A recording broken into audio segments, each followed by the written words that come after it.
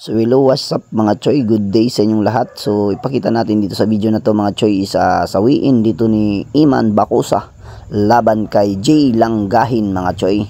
So ayun mga choy, so Iman Bacosa first na sasampa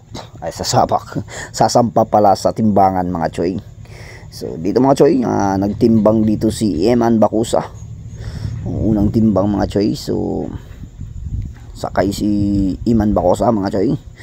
So ayan, pinaulit, pinababa, sakay ulit, napasakay ulit si Iman Bacosa. Si Iman Bacosa mga choy is nagtimbang dito ng 137.7 pounds mga choy, no?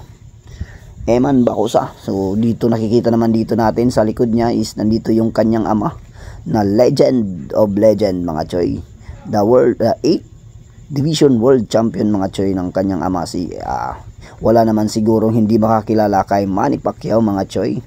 So ayan mga choy, Iman Bacosa, kalaban niya dito is G. Clyde Langgahin mga choy. G. Clyde Langgahin sasampa ngayon sa timbangan mga choy. Ayan mga choy, ayan mga choy, nagtimbang dito si G. Clyde Langgahin 134.3 pounds mga choy. Bakbakan, may 3 pounds na agwat mga choy, silang dalawa 3 pounds. So mas mataas ng timbang dito si Iman Bacosa, no, ng 3 pounds mga choy.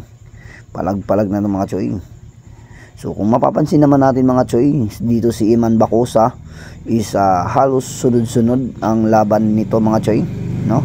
May dalawang panalo, dalawang knockout mga choy, at saka isang draw mga choy, no?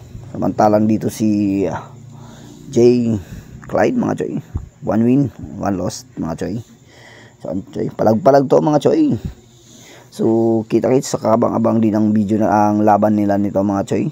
So ayun, maraming salamat sa inyong panonood mga choy. See you again in the next video.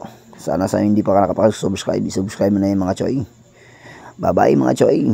Thanks a lot sa inyong pagnunood mga choy. See you again in the next video. Salamat.